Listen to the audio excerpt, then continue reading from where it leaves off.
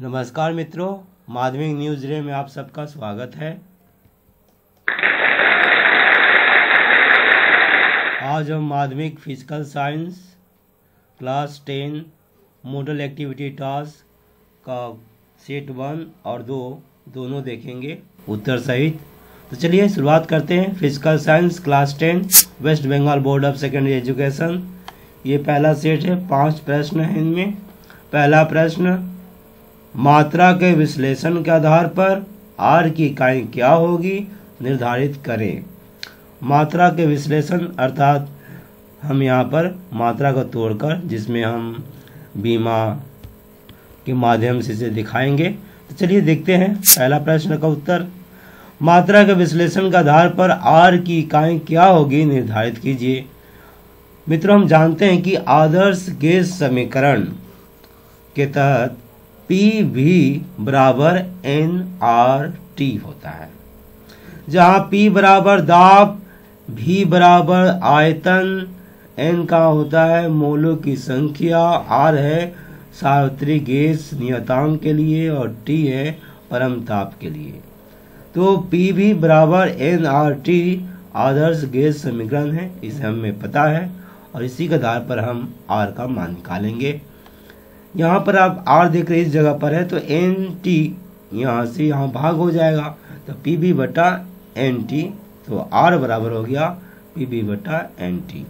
अब हम सबका मान बैठा देंगे। मात्रा पी अर्थात दबाव, तो इसका है M L minus 1 T minus 2 हो गया। भी अर्थात आयतन इंटू कर देंगे, यहाँ पर हम गुना का चिन्ह के बदले में पॉइंट बैठाते हैं, ठीक है। नीचे में बैठाना, ऊपर नहीं बैठाना, बीच में नहीं बैठाना। एल क्यू ये भी के लिए। एन जो मोलों की संख्या है तो मोल लिख देंगे MOL, फिर इंटू टी, टी परम ताप के लिए केल्विन के लिख दिए। तो ये हमने मान बैठा दिया। अब हम सरल करेंगे। ऊपर में देखिए गुना हो रहा है, एल एल एक जैसा है ना, तो ऊपर का जुड़ जाता है, तो 3 माइनस 1 जो जुड़ेगा आपस में तो +2 आ जाएगा, क्योंकि आप जानते हैं +3 और -1 जो ज़्यादा होता है वो हो जाता है।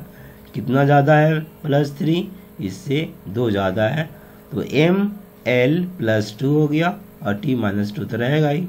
आगे बढ़ते हैं। ML2 T -2 नीचे मोल इंटू के। ML2 T -2 ये जो बीमा है वो कार्य का है, तो कार्य लिख दिए। अब ये हो गया उसी तरह।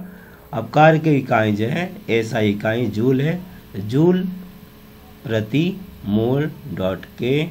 अब हम इसे एक लाइन में लिखेंगे, प्रति हटाकर हो जाएगा आर के ऐसा इकाई जूल डॉट मतलब गुना इंटू। अब ये नीचे वाले को ना -1 करके लिख देते थे, के -1 मोल डॉट के -1। तो ये जूल इंटू के -1 इंटू मोल -1 हो गया पूरा। ते रहा आर की SI इकाई जूल। हमने आर का मान निकाल लिया और आगे बढ़ते हैं। वैसे इसी जैसी इकाई अर्ग होगा। खैर ये उत्तर पूरा हुआ मित्रों, उम्मीद है मैं समझा सका। अब आगे बढ़ता हूँ। दूसरा प्रश्न, STP पर गैस 112 मिलीलीटर ml, आयतन का भार 0.22 ग्राम है। इसमें अणुओं की संख्या कितनी है? इस गैस का अणु का भार कितना है ये मालूम करना है। हमें मालूम है मित्रों 1 ग्राम गैस का आयतन 22.4 लीटर होता है। 1 ग्राम गैस का आयतन 22.4 लीटर होता है, जो कि यहाँ पर मिलीलीटर में दिया है, इसलिए हम इसे मिलीलीटर में बदल लेंगे।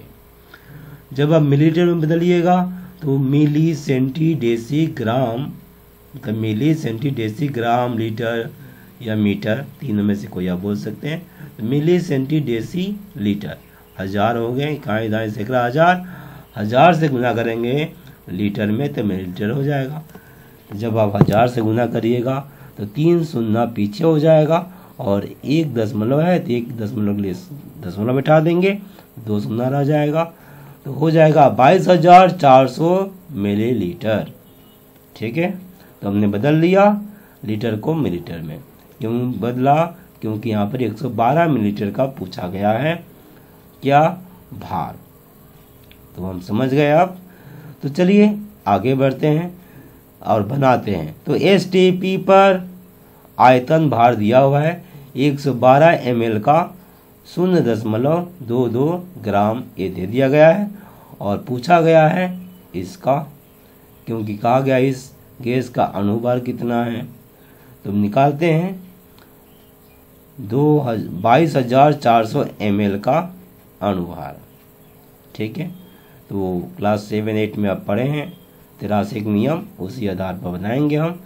निर्णीत भार बराबर, जिसको क्वेश्चन मार्क है उसके ऊपर वाला लिख देते हैं, उसके ऊपर वाला यहाँ पर लिखा जाता है हमेशा।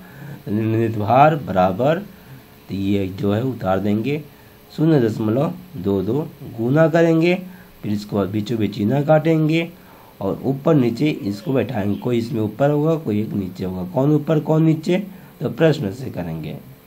आप क्लास 7-8 में किए हैं, एक बार मैं हल्का सा दोहरा मतलब याद करवा दूँ। ऐसे करते हैं कि 112 ml का भार इतना है 0.22, तो 22,400 ml का भार ज़्यादा होगा मित्रों, इससे ज़्यादा होगा तो ऊपर ज़्यादा और नीचे कम, कम होता तो ऊपर कम नीचे ज़्यादा, बस यही है। कर दिए। अब हम काटेंगे, पेंसिल से काटेंगे। तो 112 का ये देख रहे हैं डबल है, 2 कर दिए 224 और 2 शून्य के लिए 2 शून्य बिठा दिए। अब ये 22.22 से हम जो 2 से गुना करेंगे तो हम यहाँ पर 22 से 2 गुना करेंगे, 44 हो गया, और 2 शून्य इसके पीछे रेखा पर 2 दशमलव के बाद 2 करें ना, 2 लगेगा, 2 शून्य गायब हो जाएगा, तो हो गया 44 ग्राम। तो निर्णीत भार कितना हो गया 44 ग्राम। और 44 ग्राम तो कार्बन डाइऑक्साइड का होता है, इस गैस का नाम कार्बन डाइऑक्साइड है इसका मतलब, पर नाम नहीं पूछा इसलिए हम नाम नहीं बताने जा रहे हैं। तो हो गया मित्रों, ये जो यहाँ का जो मैं निकाला अणुओं की संख्या नहीं है, ये है इस गैस का अणुभार कितना है। तो इस गैस का अणुभार 44 ग्राम है, अर्थात ये कार्बन डाइऑक्साइड है। तो आप यहाँ पर उत्तर लिख सकते हैं, इस गैस का अणुभार 44 ग्राम है। आगे इसमें अणुओं की संख्या कितनी है, हमें पता है अणुओं की संख्या होता है 6.022 गुना 10 पावर 23। ठीक है, तो आयतन कितना होता है, तो 22,400 ml का इतना अणुओं की संख्या है ना।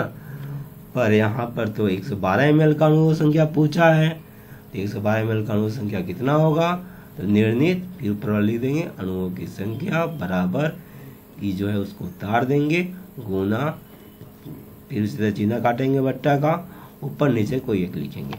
तो 22,400 ml का अणुओं की संख्या इतना है, तो 112 ml का कम होगा, तो कम ऊपर नीचे ज़्यादा हो गया। अब 112 से इसको काटेंगे तो 2 बार हो गया, 2 शून्य बचा। अब ये 2 से इसको काट दिए, 2 3 6 शून्य, 2 एकम 2 एकम 2, तो ये बचा गुना। मित्रों ये 10 मतलब 100 है ना, 1 10 के लिए या जो पावर होता है ना वो 1 कम या ज़्यादा होता है, तो भाग कर रहे हैं तो कम होगा। यहाँ पर 2 शून्य है तो 2 कम हो जाएगा, तो ये होगा 21। तो ये हो गया उत्तर आपका 3.011 10 गुना 10 पावर 21। निर्णीत अणुओं की संख्या ये हो गया, तो ये पूरा उत्तर हुआ। अब हम आगे बढ़ते हैं, उम्मीद है मैं समझा सका आपको। तीसरा सवाल, मूलतः किन कारणों से विभिन्न वास्तविक गैस जैसे oxygen, carbon dioxide, hydrogen, nitrogen, ये जो विभिन्न वास्तविक गैस अपने आदर्श आचरण व्यवहार से हट जाते हैं। मित्रों निम्न दोनों में से किसी भी तथ्य के न होने पर वास्तविक गैस आदर्श व्यवहार से हट जाते हैं। पहला जो है तथ्य वह है कि अणुओं द्वारा घेरा गया आयतन गैस के कुल आयतन की तुलना में नगण्य होता है। दूसरा, अणुओं में परस्पर कोई भी आकर्षण बल नहीं होता है। इन दोनों में से किसी भी तथ्य के न होने पर वास्तविक गैस आदर्श व्यवहार से हट जाता है। आगे बढ़ते हैं। दिन के समय आकाश का रंग नीला क्यों दिखाई देता है? तो इसका पहले उत्तर देख लेते हैं। जब सूर्य से आने वाला प्रकाश पृथ्वी के वातावरण में प्रवेश करता है तो वातावरण के कणों से टकराकर इधर उधर बिखर जाता है, लेकिन वातावरण के कण श्वेत प्रकाश के नीले रंग को परावर्तित कर देते हैं। इसलिए आकाश में आने वाले रंगों में नीले रंग की मात्रा अधिक होती है। इसी कारण आकाश का रंग नीला दिखाई देता है। तो जो ये परावर्तित कर देती है, वातावरण के कण श्वेत प्रकाश के नीले रंगों को परावर्तित कर देती है। आगे है आवर्धक कांच, मैग्नीफाइंग ग्लास होता है जिसे देखते हैं बड़ा करके, जलाते हैं ना कोई चीज। तो आवर्धक कांच व्यवहार करने पर वस्तु को उत्तल लेंस के सापेक्ष कहाँ रखना होगा? अब आवर्धक कांच जो यंत्र है आप अपनी किताब में चित्र दे सकते हैं, या फिर मैं आपको दिखाया हूँ लाइट चैप्टर में। आगे देखते हैं। आवर्धक कांच व्यवहार करने पर वस्तु को उत्तल लेंस के सापेक्ष कहाँ रखना पड़ता है? तो आवर्धक कांच व्यवहार करने पर वस्तु को उत्तल लेंस और फोकस के बीच में रखना होगा। ये हो गया उत्तर। आगे बढ़ते हैं। 5 नंबर, आवर्त सारणी वर्ग ग्रुप 1 में, ये आवर्त सारणी पार्ट से है, तो वर्ग 1 में शामिल तत्वों की क्षार धातु क्यों कहते हैं? तो आवर्त सारणी वर्ग 1 में जो शामिल तत्व हैं मित्रों, ये पूरे के पूरे तत्व हैं। आवर्त सारणी वर्ग 1 में शामिल तत्व हैं hydrogen, lithium, sodium, calcium, RbCS, मैं इनका नाम नहीं जानता, और Fr मुझे याद नहीं है। तो ये रहा HLiNa RbCS और Fr। आप जिनका पूरा नाम देख लीजिएगा, वैसे ज़रूरत भी नहीं है, यहाँ पर तो मैं नाम नहीं लिखा हूँ। में से H और Fr को छोड़कर शेष सभी को क्षार धातु कहते हैं, क्योंकि वे तीव्र विद्युत धनात्मक एवं उनका ऑक्साइड तीव्र क्षारीय होता है। इनका नाम मैं देख लूँगा, याद कर लूँगा, और आप भी नाम याद कर लीजिएगा। तो hydrogen, lithium, sodium, potassium, RbCS और Fr पहला ग्रुप में ये तत्व शामिल होते हैं। इनमें से H और Fr को छोड़कर, ये पहला और आखिरी, ऊपर से ऐसे होते हैं ना ग्रुप, ऐसे ऊपर में H है, नीचे में Fr है, इन दोनों को छोड़कर शेष सभी को क्षार धातु कहते हैं। और क्यों कहते हैं? क्योंकि वे तीव्र विद्युत धनात्मक, उनका ऑक्साइड तीव्र क्षारीय होता है। अगर आपसे इतना आप ना भी बोले क्षार धातु क्यों कहते हैं, तो ये आपका उत्तर है, तीव्र विद्युत धनात्मक और उनका ऑक्साइड तीव्र क्षारीय होता है, इसलिए क्षार धातु कहते हैं। फिलहाल आप पूरा कर लीजिएगा, ये बहुत अच्छा है प्रश्न। अगला है, यूरेनियम के एक परमाणु का चिन्ह लिखो। यूरेनियम के एक परमाणु का चिन्ह नेपच्यून, नाम नेपच्यूनियन है, जिसका चिन्ह है Np। प्रश्न इंग्लिश में कुछ अलग तरह से था, बांग्ला में भी, पर यहाँ जैसे वो नेपच्यूनियन उत्तर है Np। पूरा हुआ। आगे बढ़ते हैं, और ये पहला पेपर पूरा समाप्त हो गया। अब हम दूसरे पेपर में जाते हैं। दूसरा पेपर है, इसके बाद हम तीसरा पेपर अभी नहीं करेंगे, वो बांग्ला में है, उसका हिंदी अनुवाद करके मैं कर दूंगा।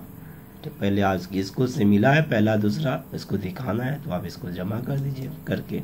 मित्रों यहाँ पर उत्तर थोड़ा प्रश्न गलत था, ये आप देख रहे हैं प्रश्न है PV = RT समीकरण, तो यहाँ पर होगा आपका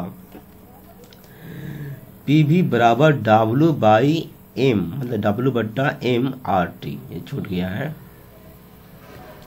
तो पी भी बराबर W बट्टा M RT समीकरण चिन्हों का प्रचलित अर्थ मानकर में बीमाय विश्लेषण, मतलब वही बीमा जो था, हम लोग बीमा निकाल रहे थे जिसके माध्यम से द्वारा एम राशि की इकाई निकालो।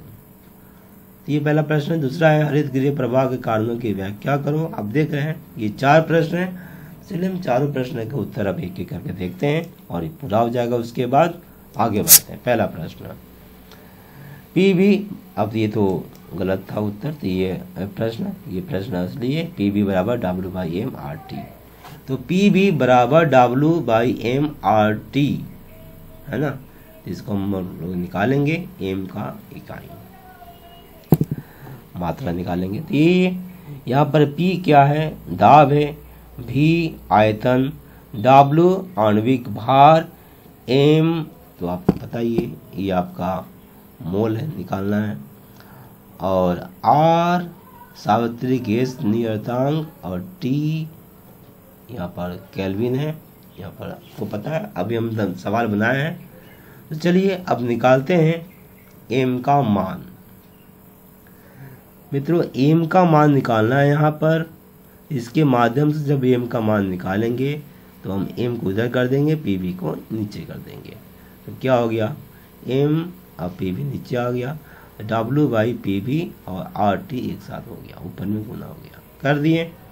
अब सबका हम बैठाएंगे बीमा, तो W का हो गया M आणविक भार हो गया, R का हमने निकाला है अभी कार्य बट्टा मोल की, ये कार्य का हो गया आपका ML 2 T-2 बट्टा मोल माइनस के, मैं लाल रंग में बैठा दिया हूँ ताकि आप समझ जाइए, ये R का है, T केल्विन का K बैठा दिए, गुना इंटू K। अब नीचे का PB बचा, P का दबाव ML -1 T-2 डॉट गुना इंटू बोलेंगे अच्छा रहेगा, इंटू अभी का L3, तो हो गया।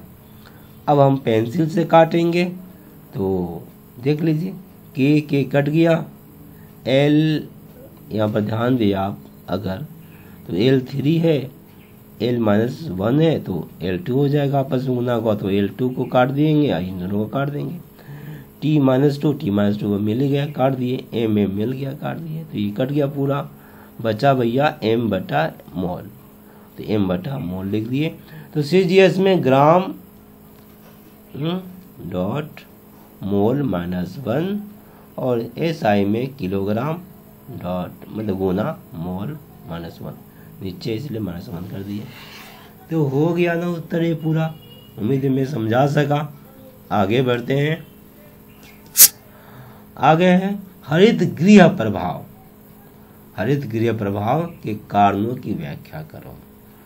तो हरित गृह प्रभाव के कारण पटाखा जलाना, ये जो पटाखा जलाते हैं ना शादी ब्याह में या फिर दीपावली में, तो पटाखा जलाना, पेड़ की अंधाधुंध कटाई, जीवाश्म ईंधन का प्रयोग, जिसमें आपका पहला पार्ट में जीवाश्म ईंधन है, उनका प्रयोग से वायुमंडल में CO2, N2O, CH4 मीथेन है, H2O और CFC chlorofluorocarbon green house gas का वृद्धि हरित गृह प्रभाव यानी कि ग्रीन हाउस इफेक्ट का प्रमुख कारण है। हो गया व्याख्या में बता दिया, हम समझा दिए। आगे बढ़ते हैं। 3 प्रकाश की किरणों कांच के स्लैब पर, अभी किरणें बोल रहा हूँ, प्रकाश की किरणें कांच के स्लैब पर, मतलब कांच के स्लैब पर, कांच पर